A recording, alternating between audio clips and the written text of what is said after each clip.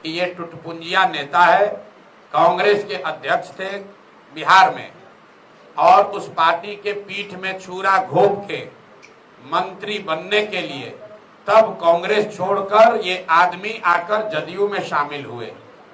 जब जदयू में शामिल हुए तब मैं जदयू में मैं ही था, और हम लोग यहाँ आकर दरबार लगाने वाले ये लोग हैं कि प्रशांत जी किसी तरह हमारी मदद कीजिए। आप याद कर लीजिए जाके रिकॉर्ड, जब कांग्रेस छोड़कर आए थे तब कई महीना मंत्री नहीं बने थे, तो रोज आकर ये लोग दरबार लगाते थे। ऐसे लोगों पर बोलने की हमको जरूरत नहीं है। ये वो लोग हैं जो दलित होने के का दावा करते हैं। कितने वो दलित हैं ये आपको मालूम है, आप जाकर ये चेक कर लीजिए कि कितने दलित हैं।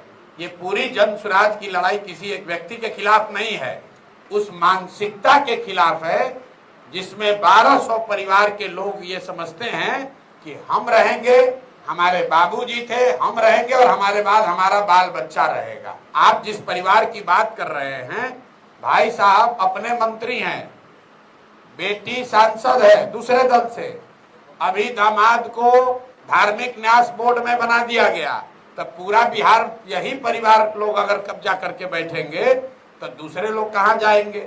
और अगर इतने ही आप काबिल हैं, बताया कि हम जितना प्रशांत किशोर का उम्र है इतना दिन से हमारा परिवार राजनीति करता है, ये बिल्कुल ठीक बात है। जितनी मेरी उम्र है उससे ज्यादा समय से ये लोग राजनीति कर रहे हैं, और इसीलिए बिहार के कुव्यवस्था के लिए सबसे बड़े जिम्मेवार है।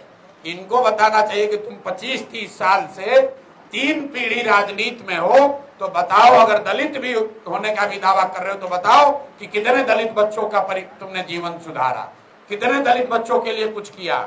अगर तुम 40 साल से यहाँ पर दलित की होने का दावा कर रहे हो तो बताओ कि जातीय जनगणना में, और ये आदमी एजुकेशन मिनिस्टर थे, सब लोग नोट करो भाई, यही आदमी बिहार के शिक्षा मंत्री थे 2 बरस तक। आज जातीय जनगणना जो इसी सरकार ने कराया है उसमें आंकड़ा बता रहा है 3% से कम दलित समाज के बच्चे ही 12वीं पास कर रहे हैं। तो अगर ये दलित हैं और दलितों के बड़े हिमायती हैं, तो 40 बरस में इन्होंने दलितों के लिए क्या किया। जब ये शिक्षा मंत्री थे तो दलितों के पढ़ाई की स्थिति को सुधारने के लिए क्या किया। अरे भाई, दलित होने के नाम पर रिजर्व सीट से लड़ते हो, और अपने पिताजी के नाम पर आप आए और आपके नाम पर आपके दूसरे पीढ़ी के बच्ची और दामाद आ रहे हैं, उसके बाद उनके बच्चे आएंगे। अब बिहार के जो 2 करोड़ दलित हैं वो कहाँ जाएंगे। तो प्रशांत किशोर डरने वाले नहीं है।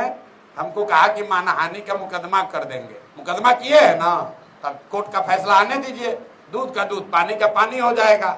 आप कह रहे हैं अशोक चौधरी, हम कैमरे पर कह रहे हैं, अशोक चौधरी का क्या औकात है, कैमरे पर कह रहे हैं नीतीश कुमार का मानसिक हालत ठीक नहीं है, नीतीश कुमार मानसिक तौर पर स्वस्थ नहीं है। इससे बड़ा तो कोई मानहानि नहीं होगा। अगर दम है तो नीतीश कुमार और पूरी सरकार मिल के प्रशांत किशोर पर मानहानि का केस करे कि प्रशांत किशोर गलत बोल रहे हैं, नीतीश कुमार मानसिक तौर पर स्वस्थ हैं।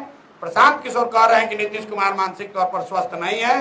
दम है तो मानहानि का केस करके दिखा दें, पता चल जाएगा अभी सामने।